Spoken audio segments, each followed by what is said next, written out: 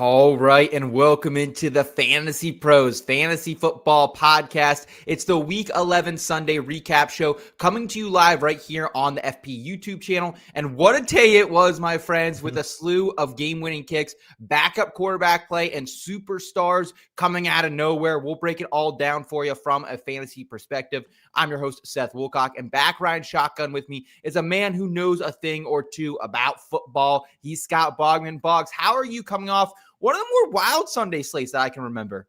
I'm good. I mean, we beat the Bengals. I love that. As Steelers fans, we are happy with that. One in most of my leagues. My home league is killing me recently. That's the most brutal one because that's the one where all your friends get to smack talk you. So hate losing there, but everything else is looking decent for me so far. So so far so good on Sunday. Longhorns lost yesterday, so the weekend is incomplete, but great Sunday. Absolutely, I agree with you. Good Sunday for anyone who had Josh Allen in the lineup, as our friend Murphy saying in the chat, and not a great Sunday if you did bench Sean Tucker, but we'll certainly chat all about that later on in the program. It does look like this, though, for the show's outline. No Dr. Deepak Chona for one more week, but we will continue to break down the most notable injuries and the potential fantasy football ramifications. Then we'll give you the top 5 fantasy storylines of the day. We'll take a trip to the panic meter, and then we'll round out the program with a rapid-fire Q&A. So send any Sunday-specific or rest-of-season questions you have for us, and we'll be sure to try to answer those for you. And before we jump in, shout out to everyone who supports us by either hanging out with us on the FP YouTube channel or after the fact on the audio feed. Please be sure, give this video a thumbs up if you enjoy this type of content, and also make sure you subscribe if you're new. Help us get to 300,000 subscribers by the end of the football season. That would be really cool if you could. We would really, really appreciate that. And Boggs, let's go ahead and get into those injuries that were once again very, very prevalent here in Week 11. Starting with Green Bay Packers running back Josh Jacobs leaves the first half with a knee injury. This is not considered season ending, but he will likely miss some time. Boggs, how much of your remaining FAAB are you spending on his backup, Emanuel Wilson, who scored 13.9 PPR points today, rostered in just 5.9% of ESPN leagues? Yeah, you're probably going to have to unload to get Emanuel Wilson at this point. Like there's not a lot of backs left. This is likely a PCL sprain from what we're seeing from the fantasy docs on Instagram and Twitters and all that good stuff. So 2 to 6 weeks is typically what that is. So just a wide variety of options. So Josh Jacobs is probably helping carry your team right now. So if you are rostering him, you need to get Emanuel Wilson. So this is why we do handcuffs, but handcuffs are hard to carry when they're not doing as much. And Emanuel Wilson is one of those guys that every once in a while he'll bow up. But I would say it's him, and his handcuff would be Chris Brooks moving forward. Yeah, Packers on deck next for him. The Vikings, the Lions, the Bears, the Broncos, and then back at the Bears on December 20th. So I don't hate that rest of season schedule for Wilson if it will be him for a couple weeks at least. We know you can run on the Bears coming up in 3 weeks. The Vikings and Lions also not matchups I'm really afraid of for running backs, I think. So yeah, not bad. Let's go ahead. Let's get to the Atlanta Falcons, where we had a couple injuries out there, including quarterback Michael Penix Jr. He suffered a knee injury. Wide receiver Drake London rolled out in overtime, also with a knee injury. Boggs, if either one of these players misses times, are there pivots at all in Atlanta? Because wide receiver 2, Darnell Mooney, we would think he would be the next guy up. However, he's yet to reach double-digit fantasy points in 8 games played this season, and apparently he has been dealing with a collarbone break that we didn't know anything about heading into the year.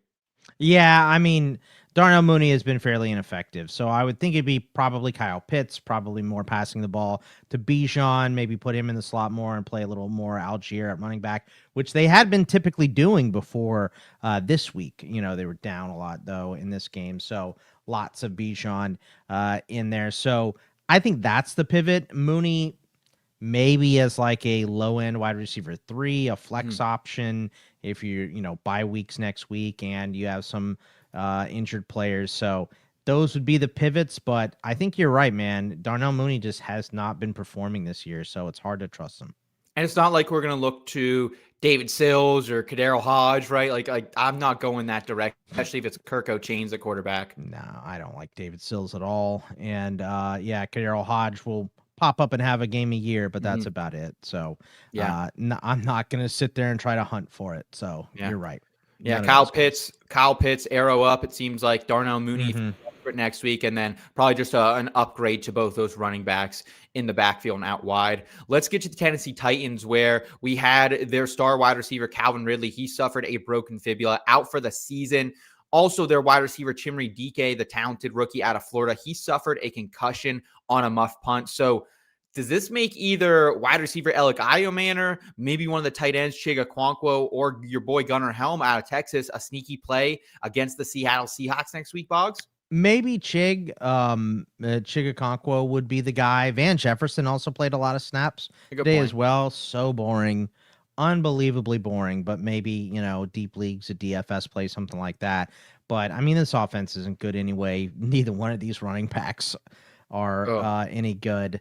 It's just ugly. I know they played Houston today too, but it was just a gross game. Like Cam Ward may be getting better, but we're probably going to see it the last month of the season, if anything. So, I think next year is going to be a year for Cam Ward. Let's get him a little help in the receiver core and along the line there.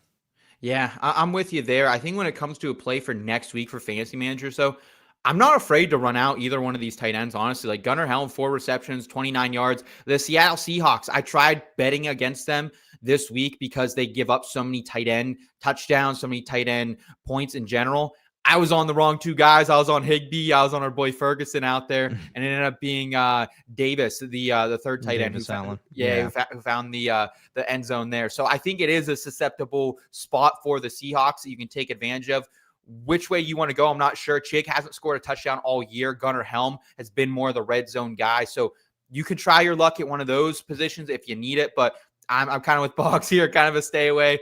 I don't think how deep would you have to be going for Alec right here? Like probably like wide receiver 4. Like you need a wide receiver 4 spot. Okay. Yeah, like I just don't trust in this entire offense, honestly. Like there's not really a trustable asset here. Alec might be the best, but he is a maybe. Like it might be Van Jefferson. Like you said, it might be Chig. Maybe they run the ball a little bit more. Maybe they run those 2 tight end sets and Gunnar gets it. So it's, it's just a mountain of nothing right now from Tennessee. Yeah, I mean, I think the last time Alec Iomanor hit double-digit fantasy points, I mean, you have to go way, way, way back. 1 or 2. Yeah, I think right now I'm seeing 7 for 44 on Sunday, the 28th of September against Houston. So over a month ago, right? That's kind of where we're at right now. Yeah, yes. I am minor. He would be the guy just because there's nobody else left. That would be it. Yeah. It's not like he's because, oh, hey, next man up and this position's been great. Just looking at the scoring, he was wide receiver 2 once, and that's it. Everything else has been below wide receiver 3, every other finish. So wide receiver 2, week 2, and this is half PPR. He was 25th in week 3. That's wide receiver 3. Everything else is below wide receiver 3. Yeah. It's ugly. And I've been kind of like on the DK bandwagon over the last month or so, but I even with Calvin Ridley out for the rest of the season, I think if you have to cut him this week when he's injured, probably going to miss a game with a concussion, I'm okay with doing that right now. So yeah, you don't need to hold on to DK for anything. So no. Also, we had some pretty major injuries out there in the Steel City, Boggs. We won the battle, but maybe lost the war here with Steelers quarterback Aaron Rodgers. He did not play in the second half at all with a wrist injury. Never even came out of the locker room, to my knowledge. And then also running back Jaylen Warren, he suffered an ankle injury. We saw him come back in this game, but then a timeout or something got called and he never actually took the snap and then did not come back into this one. So Boggs, what would having Mason Rudolph right in time for Christmas, baby, back under center mean for the passing game? And how much of your remaining FAAB would you spend on Kenneth Gainwell if he's available? He scored just over 29 fantasy points for the second time this season, only rostered in 42.2% of ESPN leagues as well. Yeah, I don't think this is going to be a long-term injury for Warren. I was looking at the breakdown of it. They seem to think it's a inside sprain and not a high ankle, so more of like that low ankle sprain. Okay. So I think there's a possibility that he could be back this week. But if not, I think it's a 1 to maybe 2 week injury. So I'm not bottoming out for Gainwell right here. I would probably, it depends on what you have left. It's hard to say percentages because some people have a lot left, some people have nothing left. I would put him in the rotation of guys I'm trying to pick up for sure. Yeah. Okay. But know that it's probably a 1 to 2 week thing for Warren here. I don't know that the pass catchers change that much. They haven't been very good in Pittsburgh anyway. Sure. So with Mason Rudolph, I don't think a lot changes missing Aaron Rodgers. So super flex leagues, you got to go get Mason in case Rodgers is going to miss an extended period of time, but we'll probably know more tomorrow on that. Yeah, I mean, DK Metcalf's probably still like the low-end wide receiver, too. He's been most of the season for me. So, and Calvin Austin, he's that emergency plug-and-play flex play that you would probably prefer not to go to. Roman played way more snaps than Calvin today. It was really? like 38 to 19. Oh, so wow. Okay. Roman might be the guy now. Okay. So. All right. Well, good to know there. Would you go Emanuel Wilson over someone like Kenneth Gainwell on the waiver wire if available? Yeah, I mean, because of the potential for this injury to take a longer time. The Packers are looking for the playoffs. So I think you're going to err on the side of caution most weeks with Emanuel Wilson. So I think that is a longer-term issue than Jaylen Warren's ankle. So, yes, I'd much rather have Emanuel Wilson. Dredis asking how much FAAB you would spend on Mason Rudolph. Dredis, I think we'd have to revisit this when we get the full diagnosis of what Rodgers' timeline is going to be. If he's out for a couple weeks, I don't think I'm going crazy for Mason Rudolph unless I'm desperate for a quarterback. But if this is an extended injury, I mean, I'm okay to back up, not the full brink truck for him, but definitely roll out a little bit of a coin I have saved up, I think. Yeah, and a super flex, I'm in one league with Dredis, and I have $0 to spend left. So she'll get him if she has $1 left over me. So yeah, she got Penix hurt too as well. So tough scene out there for you, Dredis. Best of luck. Also, Boggs, not on the injury graphic, but we did see in the late slate Cleveland Browns quarterback Dillon Gabriel. He exited with a concussion. It was Shedeur Sanders' time. There are some highs. There are some really bad lows in that game as well. But what do you expect of a guy's first start here and first real action in the NFL?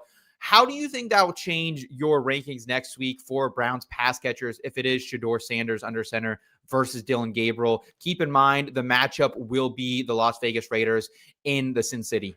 Yeah, I mean, I think it would be nice for Fannin, guys that'll play on short routes. Maybe Judy is okay, but honestly, it's just he's a better option at quarterback because he can pull the ball down and run with it, right? And Dillon Gabriel just doesn't really do that. So I think that Sanders didn't do that a lot in college. He didn't really need to, but he definitely has the athletic ability to do it. So I would love to see him pull the ball down more and run with it and bail out instead of, throwing a questionable pass. So and a lot of rookies do that. So I think we'll see that out of Shedeur Sanders, maybe just a little bit more fantasy-wise for the quarterback position in Cleveland.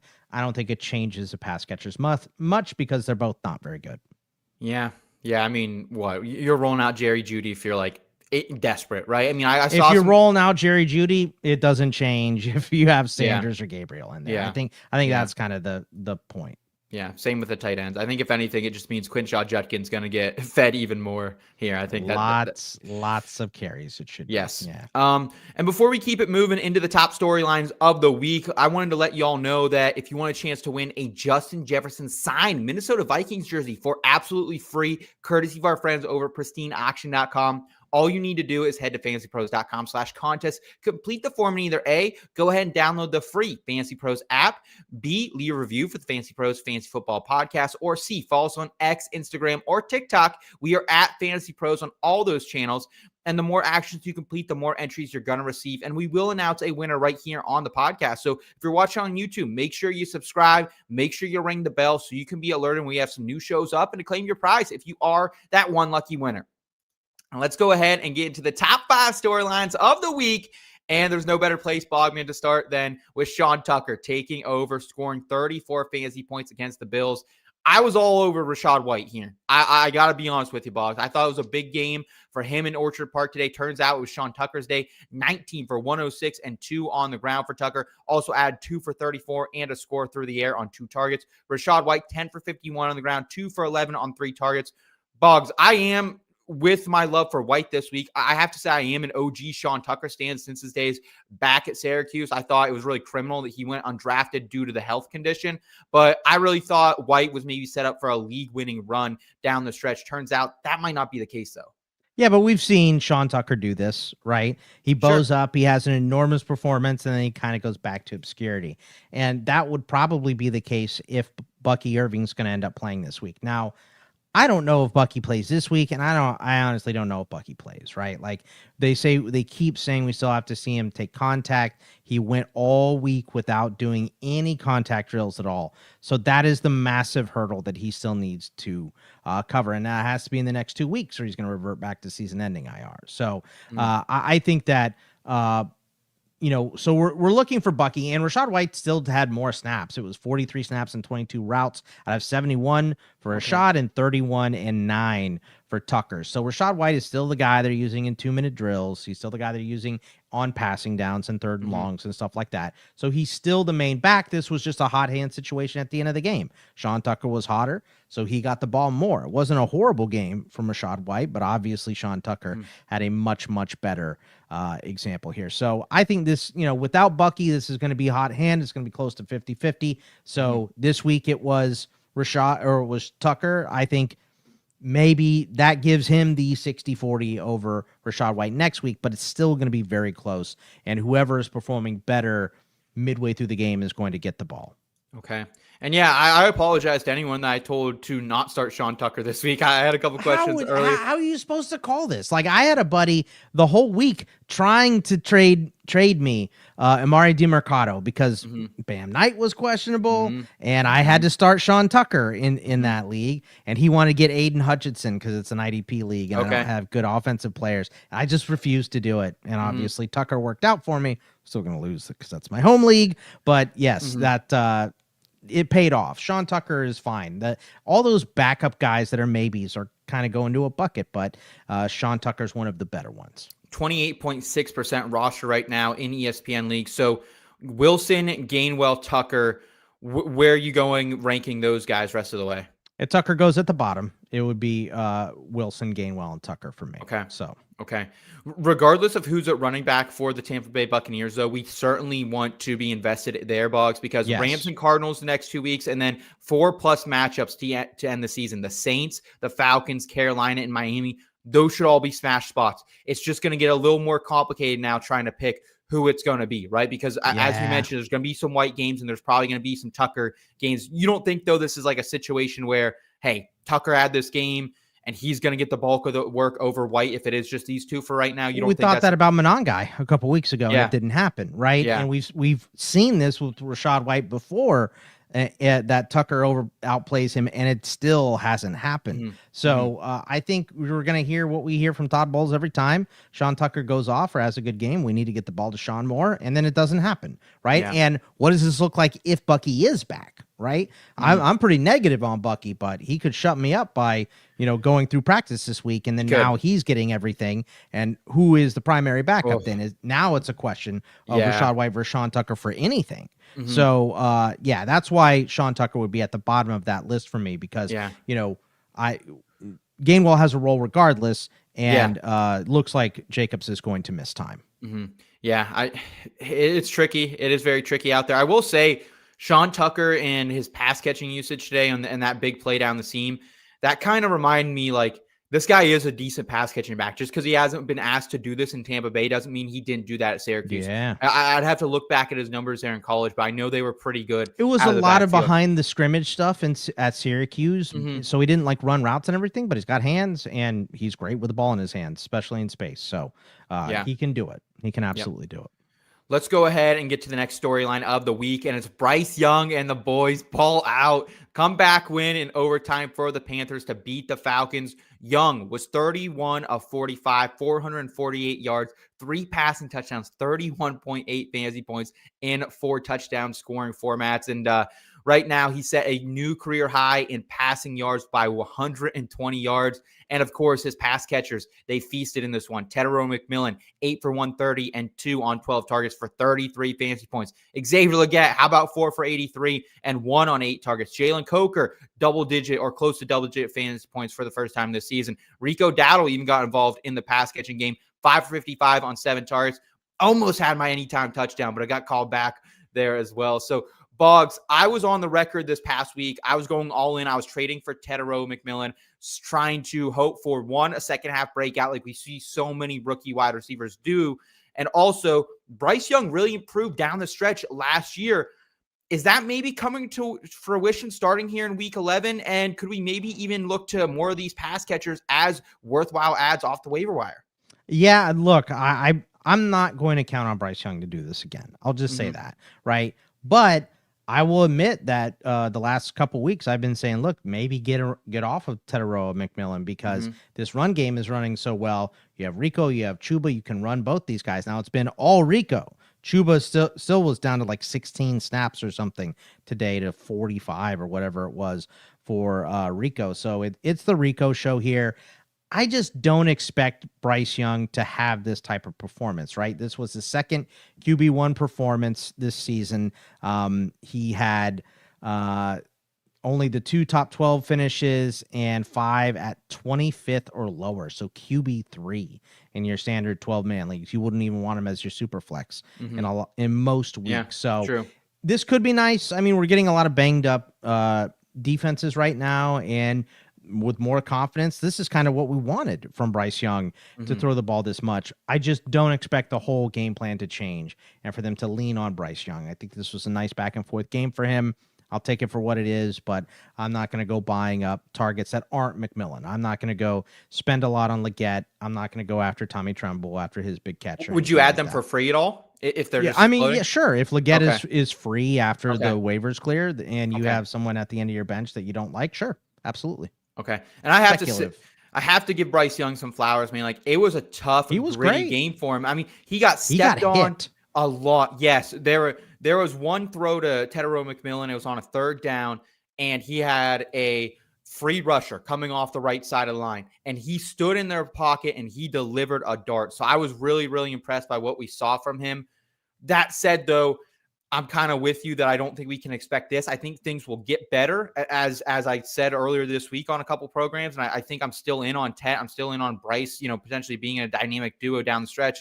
And the one thing I will point out, too, is like teams are starting to figure out, hey, the Panthers can run the ball pretty well. This Rico Dowdle guy, and they're starting to stack the box a little bit more and challenge Bryce Young. Last week against the Saints, it didn't work out for Bryce Young. He couldn't deliver when he needed to. Here against the Falcons, it certainly did. And coming into this week, just a little more confidence in Teteroa McMillan. These stats will obviously change on Sunday, but prior to that, 10th in 10-plus yard receptions, 9th in air yard share, 15th in first read targets, 6.1 per game, 10th in deep target share, and 10th in red zone targets. So those were kind of the numbers that were underlining, that were kind of speaking to me this week, Boggs, and why I was all in. Yeah, look, and the good.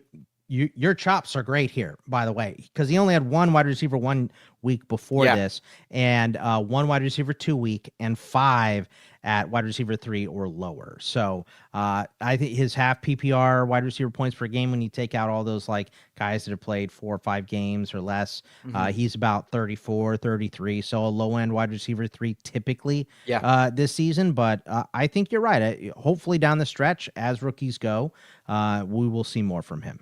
Next storyline of the week, and this one just befuddles me, honestly. I was on the Chargers to win, and they collapse in Duval County. They lose 35-6 against the Jaguars. Outside of that first drive, they were really never in this game. Herbert just 10 for 18 for 81 yards, an interception, 3 for 21 with his legs, and nobody of his skill players broke double-digit fantasy points. Keenan Allen, 453 on 6 targets. Rondé Gaston, the second, who was set up for a huge day in a really plus matchup against Jacksonville, 2 for 41 on 6 targets. Lad McConkey, only 3 for 13 on 4 targets. QJ, another donut on 3 targets. And then Vidal, just 3 for 13 on the ground and 2 for -1 on 2 targets. Boggs, early this season, this was looking like a situation where, hey, all 3 of these wide receivers are borderline must-starts. They're wide receiver 2s. And then as Gadsden kind of emerged, it became Ladd who really started to raise above, become more of a high-end wide receiver 2 option. Keenan Johnson became more of, those wide receiver 3s that you had to play here and there. And then now I think it's shifted again, or was this just a bad performance? They're on bye next week. Where will you have them ranked in week 13 against the Raiders? Yeah, I think I'll have them pretty nice against the Raiders here, right? This was a bad game. They're still adjusting to losing Joe Alt and the other tackle, I think it's Bozeman, right? So they're still making massive adjustments here, and this offensive line has not played well at all this year. So, dude, Justin Herbert is getting hated online. He is getting a lot of crap. He had a bad game, obviously, but he got hurt. He got rattled, so he was not 100%. they were getting their butts kicked, so they just took him out of the game at the end and put Trey Lance in there. So brutal everything. This is a big cross country trip for the Chargers too, going all the way to Jacksonville. Yeah. So they're typically a afternoon start team as well. This was an early start all the way across the country, missing your top 2 tackles. I'm going to chalk it up to that more than I am going to hate on Herbert, but this was a miserable day. And if this is what it's going to look like, I mean, Max Crosby, if he's healthy for that Raiders game, is not going to be fun. They're going to have to adjust. They're going to have to chip. I think we're going to see more 2 tight end sets out of this team or a fullback in there to protect Herbert moving forward, which takes a receiver off, which is not great for somebody, probably QJ, if I'm guessing. Yeah, and I think the most concerning part about this, and part of my handicapping, was I wasn't afraid of the tackles being missing in this game just because the Jaguars have gotten to the quarterback like bottom 5 in the NFL, right? They're not good at getting sacks. They did today. And so I am a little concerned. Like, I think I am downgrading, especially QJ. We've seen a lot more Trey Harris and less Keenan Allen running routes this season towards the back half of the year. So I think I'm a little bit down on those guys, but like I think you still have to stand pat. Like, you can't sell them off this game, right? So there's nothing you can really do. Yeah, I mean, maybe it's bad for Gadsden if they're going to go back to big tight ends to try to help these tackles. Like, it could be bad for him. And Jay Wood here says excuses. I think they're reasons, but any way you want, you can cut it. Like, the Chargers were bad today, so maybe I think I'm giving reasons instead of excuses. I'm not excusing this at all. Right. It sucks. Right. But I think they'll be okay moving forward. And it's nice to have a bye week after getting destroyed like this to make big adjustments. Hopefully we can get a little clear evidence or just something that we get a timeline for Marion Hampton, because we have no idea what's happening with him right now either. And I think he would give this team a good boost, not only in the run game, but also pass blocking as well. I think Herbert could use him back there with him. So Jay Wood says he's a Broncos fan, or a Chiefs fan. So I get it. You hate your division. I'm on board with that. We hate the Bengals here. Yeah. So also, fourth storyline of the week, Boggs, comes out there in Green Bay when they were on the road here in New York. Christian Watson comeback tour. It is officially on. Romeo Doubs, he did lead the team in targets and receiving yards, 8 targets, 4 for 53. But Christian Watson caught 4 of 5 targets for 46 yards, 2 touchdowns. Shout out to our boy Debro over there on the sleeper video that we did on Thursday that was released on Friday. Debo very high on Watson, encouraged us all to start him, go pick him up if we could. Bogman, after seeing how things shook out against the Giants, where will Watson and Doubs be for you, rest of season, also kind of in that weekly rankings mix? I think they're both wide receiver 3s. Like, this is a great game for Watson. His upside obviously is higher, right? Yes, because he's a deep threat. He can have those massive swing games for you. One of these touchdowns was an accident. It was going to somebody else, tipped off of him, went to Watson, and he caught it, right? Like, and if you look at this performance, it's not too far out of his typical performances since he's come back. First week was 4 for 4, 85 yards, 4 targets, 2 catches, 58 in his second, 4 catches, 2 targets, 45. This was 5 targets, 4 catches, 46, but he got in the end zone twice. Right. So his previous performances in half PPR gave him 30th, 48th, and 46. So he's still going to be a borderline wide receiver 3 guy, I think, most of the time. Now, they should pass a little bit more if Josh Jacobs is down, right? You probably are going to pass a little bit more. So maybe a little extra there, push him up to, higher end wide receiver 3, something like that. Him and Doubs probably in that same bucket, but it just means you could cut everybody else. I mean, they bench Luke Musgrave this week. It was John Fitzpatrick getting way more snaps. So Musgrave can be done. Golden is just never going to get going this season, in my opinion. So he can be done. There's nobody else that really matters here. It's Wilson, it's Doubs, and it's Watson, and that's kind of it. Even we do have potential of a third body into this receiving core at some point, though, as well, Boggs, just with coming off IR. Jayden Reed, Jayden Reed. Man, we got good news, and then I've heard nothing, right? Yeah, it's been radio silence on Jayden Reed. A couple weeks ago, it was like he's pretty close to this window opening, and now nothing. So I would love to see Jayden Reed come back. I think he's a big part of this, but until he does, we just kind of have to assume that he's not. Okay. All right. Fair enough. Last headline of the week here. Josh Allen remains the quarterback one. The Bills beat the Buccaneers 44-32. I saw a lot of money late in the week coming in on the Buccaneers to cover, maybe even upset the Bills but they got to 7-3 in Orchard Park, and it came via 19 of 30 for 317 yards, 3 touchdowns, 2 interceptions. Didn't look great early for Josh Allen, but then also goes for 6 for 40 and 3 touchdowns on the ground. So Boggs, I don't think there was a ton of concern over Allen, but is there now no question about it? Rest of season quarterback one, QB1 for next year as well. It just feels like he has the highest ceiling right now, especially with Lamar Jackson being not what we wanted to invest in with a 3rd or 4th round pick. Yeah, Lamar's not 100% right now either, I don't think. But yeah. I think it's going to be those two guys again at 1-2 for next season, obviously. Mm-hmm. What are we doing with wide receiver for Buffalo? Can we draft one? Finally, we tried. Keon Coleman's not working, and he's late for a meeting, so let's bench him completely. Yeah. I guess it's his 3rd.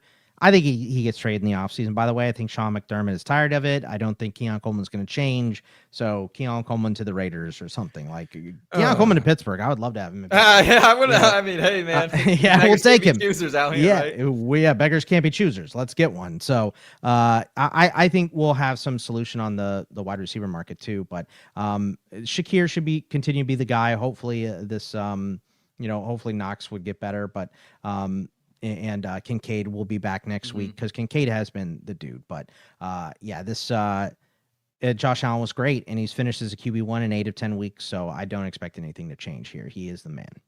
Okay, well, congrats to everyone who had Josh Allen in the lineup. Apologies to anyone who maybe played against him, but hey, that's just the way it goes, baby. And let's keep it moving here into the panic meter. Go ahead, guys. Drop your panic meter questions below. We'll rate those on a scale from 1 to 10. But first, I did want to remind everyone about our presenting sponsor, Hard Rock Bet. If you're listening to this program, you're probably deep into stats, injury reports, and matchups just like us. So go ahead and put your fantasy football knowledge to the test on Hard Rock Bet. Try your first bet on Hard Rock today. Just place a $5 bet, and if it hits, you not only get your winnings, but also $150 in extra bonus bets. And if you're not sure how to place your first bet on Hard Rock right now, go ahead over there to the Stats Hub. It's loaded with trends, streaks, and stats to help guide your picks. Numbers don't lie, and neither does the data in there. Check out the Stats Hub today. Get an edge and bet with confidence. The Hard Rock Bet Sportsbook app is the only legal sportsbook for whenever you're in the state of Florida, and it's also live in Arizona, Ohio, New Jersey, Indiana, Tennessee, Virginia, Illinois, and Colorado,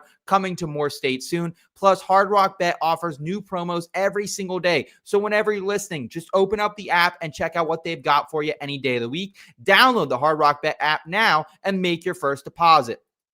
And let's go ahead and fire up the panic meter. Let us know below who you're panicking about, and we'll rate them on a scale from 1 to 10 about how much we're panicking on them. 1 means, hey, we're not really panicking at all. Hold tight. And 10 means it's full-blown panic mode. Boggs, let's get to the panic meter. And first one up here from our friend Pops. Thoughts on Courtland Sutton. Where's he on your panic meter? Yeah, I think Courtland Sutton, this is a Bo Nix issue as well. Tough matchup against the Chiefs today. I'm probably like a 3.5. It's not a nothing, but I'm not super panicked yet. I think the matchups will be better, and Bo Nix will get better down the stretch. So he's probably going to be like a wide receiver 2-3 borderline guy next week. I think the Broncos are actually on a bye. So, I'm not panicked, but I see what you're saying, and it's not fun. Yeah, it hasn't been great. Also, Nelson here, panic meter, DK Metcalf without Rodgers. I'm honestly not too concerned. I do think Rodgers and him have good chemistry, but Mason Rudolph, we saw it a few years ago back on that stretch where he really made George Pickens a thing late in that 2023 season. So I don't hate Mason Rudolph in this spot. Do you, Boggs? And where's your panic meter on DK? No, I mean, the time to panic for DK was probably a couple weeks ago. Yeah, good point. But fair. I don't know that much changes with Mason out there. He's still going to be by far your heaviest targeted wide receiver for Pittsburgh because they just don't have anybody else. It's Roman Wilson, it's Calvin Austin, and then the tight end. So, and specifically with Jaylen going down, depending on how long that's going to be, I think DK could get better just because of volume, not because Mason Rudolph is in there. Okay. One we didn't have a question on, but I did want to bring up to you. What about the Vikings wide receivers? Obviously, Jordan Addison finds the end zone, 2 for 20, gets a score as well. Justin Jefferson, 5 for 61 on 9 targets. So, like, the volume's been fine, but there just doesn't seem to be a lot of chemistry right now with JJ McCarthy. I mean, where do you have Justin Jefferson rest of season? And also, where are you at on the panic meter for him? Because it feels like we're not going to ever get that value return for the first round investment. Top 5 investment in some leagues. Yeah, I think low end wide receiver 1 is probably where I'm going to have Justin Jefferson, because we should have been seeing these growing pains with McCarthy early in the year, but he got hurt. So, we just haven't. We saw a lot of Carson Wentz, and that was a problem. And now it's the young guy. I think once it unlocks, it's going to be unlocked and good, but that could be this week. When week 12 coming up here, this could be the end of the season. So it's growing pains that we're going through now that should have happened earlier. I'm not, you can't do anything with Jefferson. Obviously, you're starting him. He's still your wide receiver 1, all of that. Most leagues are beyond their trade deadline now. So it's not like you're benching him, but you may want to play, like if you play 3, you may want to play a big upside guy in that in that other section, because as your wide receiver 3 or wide receiver flex, because we're just not sure 100% what we're getting from Jefferson on a week-to-week basis. Yeah, I agree with you there. And a couple questions coming in about the Ravens. Derrick Henry, how are you feeling about him? And also, what's the panic meter level for Lamar Jackson? I've been on record a few times over the past week saying if you have another option to go ahead and trade Lamar, like I would see, even if you had Joe Flacco or a Daniel Jones, someone in that vein, I was cool with moving Lamar for the value and the name that he comes with. I don't know what you're going to get for him coming off this game. So I think you do have to hold for at least one more week if you have it in your trade. But if your trade deadline's this week, what's your panic level on Lamar? Because you said it earlier in the program, he doesn't look like himself. Just 4 for 10 on the ground today, 14-25, 193 through the air, 2 interceptions, no touchdowns for the former Heisman Trophy winner. Yeah, that's a rough. I mean, look, Myles Garrett got to him 4 times. The O-line is not doing any favors for Lamar right now. So, but again, I think this is a dude that if you were panicking, it was a couple weeks ago was the time to panic. You're not going to do much with him right now. You got to start him. You're not benching Lamar. And once he gets back, as soon as Lamar has a good game, a lot of these guys that we're talking about, as soon as Lamar has a good game, everything's forgiven and everyone forgets that he was so bad. So I do think this was matchup, plus he's not 100%. I think the deeper we get, the better Lamar is going to look. So I'm not too worried. I'd say it's like a 3. Okay. I'm probably closer to a 5 or a 6, but I totally understand. And we have Juan asking here, like, should it be playing someone like Baker Mayfield? I think if you have Baker Mayfield on your team, Juan, you trade Lamar still. See as much as value you can get. And if then you can. I mean, if you can't, that's a fair matchup assessment, right? Like, I would say let's just go based on matchup. So next week, Tampa Bay has got the Rams and the Ravens play the Jets. You're playing Lamar against the Jets. Yeah, you are. But that's fair, and that's a good question. And so if you're holding on to both those guys and you can't trade right now, that's what you do. You're going to play matchups between those two guys until Lamar looks like Lamar again. And if you can trade, like I'd be okay with taking like an RB2 or a wide receiver 2 value back. Would you, Boggs? Like or is that yes, not, yeah, okay. No, that's enough. Okay. In a 1 QB league, absolutely. Okay, yes, 100%. Okay, great there. I think that is about going to do it for us. Panic meter. One more. Jamar Chase, 0 for me. I just think this was a What if he gets game. suspended? He did spit right at Ramsey. At least the video looks like it. So I would be worried about a 1-game suspension, but Burrow's coming back. So I think you're not doing much with Chase. So Burrow should be back in 2 weeks. And, obviously everything's going to get better then. This is, Joe Flacco in a bad situation with an injury, and the Steelers wanting to lock down Chase because he embarrassed them last time. So I think Chase will be okay. I am worried about a suspension after that spit. It might. Okay. I would assume the NFL doesn't want to take one of their best players off the field, so it's probably just a massive fine. Okay. Yeah. I honestly worry. Could Joe Flacco be actually an upgrade over Joe Burrow coming right back off the injury? Because that's kind of my only concern here why I would put maybe Jamar Chase on a 1 or a 2, just because what if Burrow comes back and we know he's a slow starter to start the season. But what does 1 or 2 mean, Seth? That's my question. Like, so are we trading him? If I can get him, if I can maybe get someone else of top 6 value, will you trade him for Justin Jefferson straight up? No, JSN, Puka. I would do one of those. You're not getting those guys for Chase. I don't think right now. Not after this. Not after this game. So, and a possibility of a suspension. At least this second, you're not getting that. So, Bijan or Achane, would you take one of those guys over Chase? I'd take both of them over Chase. Yeah. Okay. Yeah, that's I guess just my only concern, Boggs. But I understand. Yeah, I get it. Like, he's not where you drafted him, and that concerns everybody. But not where you drafted him doesn't mean that you can bench him. You just can't. You can't bet. Like, you're not playing matchups with that. You play matchups with Lamar. You can't play matchups with Chase because any week he could carry your entire team. Yeah, so. I also just like him with Flacco because Flacco gives him like 20 targets a game sometimes. Nobody else to pass. To. So yeah. Real quick, before we get to some more questions, go ahead and drop those below, folks, if you have any before we get out of here. You can also ask questions over on our Fantasy Pros Discord community. You can chat with other fans and get access to exclusive AMAs that actually wind up on our podcast feed. Our current schedule looks like this: Worm and Fitz at 5 Eastern on the first Tuesday of every month, Boggs and Fitz at 5 Eastern on the third Tuesday of every month. And then we also have our friends Welsh and Erickson. They're with you every single Thursday, 2 p.m. Eastern through the end of the season. So come get your questions answered and be on the show at fantasypros.com/chat and fire up. Go ahead. I was going to say, J.E. Lazarus just reminded us here that there were high winds in Cleveland today. That was very, very windy game. So Lamar's passes were bad. So just wanted to throw that in there. Yep, I appreciate that. And let's go ahead and get to some questions as well for you folks before we get out of here. Anything you guys need help with, we will try to get to those right now. And we got one from Dreadis. Was this our last overseas game? I believe this was our last overseas game. So no worries. Boggs, I know you're not an early riser either, so you probably don't.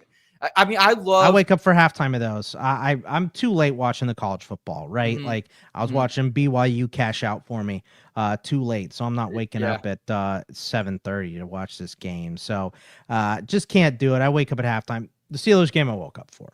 But that's it. I'm not going to wake up for these overseas games. They will not get my eyeballs on them. So. Hey, I totally understand. I will say that I'm very happy the NFL continues to spread the game. And even though it's a little bit of an inconvenience for us fans, especially if you're over on the West Coast or you're in Central Time, Boggs, that's an inconvenience. But at the same time, I even miss usually the second half of these games. I'm either on a stream or I'm at church, so I do miss a lot of these. But at the same time, I love that we're continuing to spread the love of football to other countries. So it's an inconvenience, yes, but let's continue to spread the love that is the NFL overseas. Excited about that.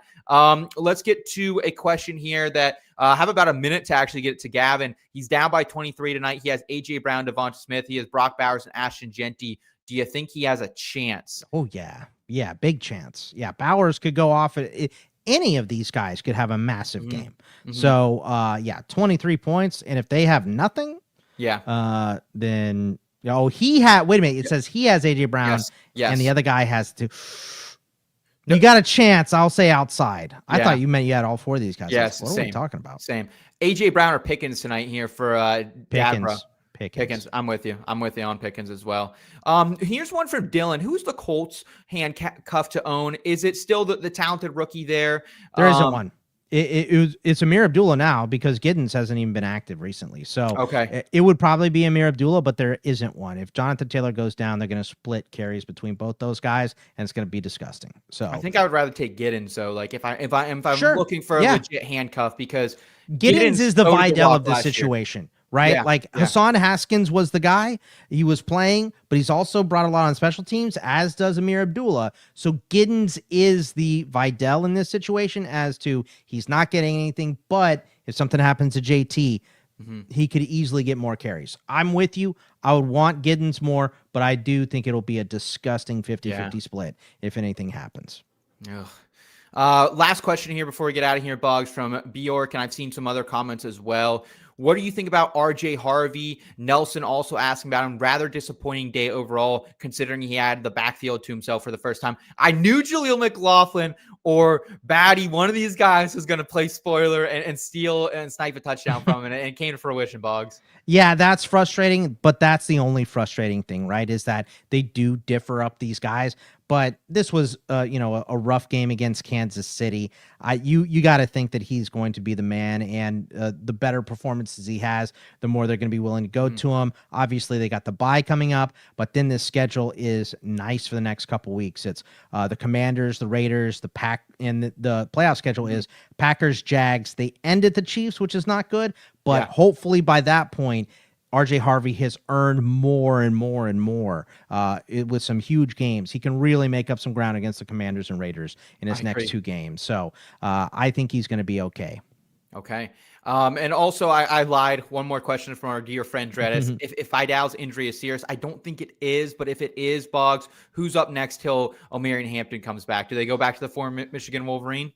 I don't know if he's going to be good to go. I think might be Jarrett Patterson. Yeah, right? Patterson has been getting some run, former Commander, yeah. It also might be Mr. Outside Hire, if that's the case. And Omarion Hampton's not back. Yeah, good point. They're on a bye here, right? Yeah. So I think Hampton comes back after the bye anyway. So I think that's going to end up being the bottom line. Okay, yeah. Michael Carter, I think, is still floating out there on a practice squad or two. So maybe they go out and try to find they someone should. like that. So they absolutely should. Yeah. Guys, so much fun tonight. Thank you so much for tuning in. That is going to do it for us, though, on this episode of the Fantasy Pros Fantasy Football Podcast. Let us know down below your biggest fantasy football winners and losers for Week 11 of the NFL season. We want to hear from you in the comments. Also, make sure you're smashing that like button on YouTube and subscribing to the show. We'll be live here next week. Same place, same bad channel. You know where to find us. For my good pal, Scott Bogman, I'm Seth Woolcock. Take care, y'all. Have a great rest of your Sunday. Thank you. See you.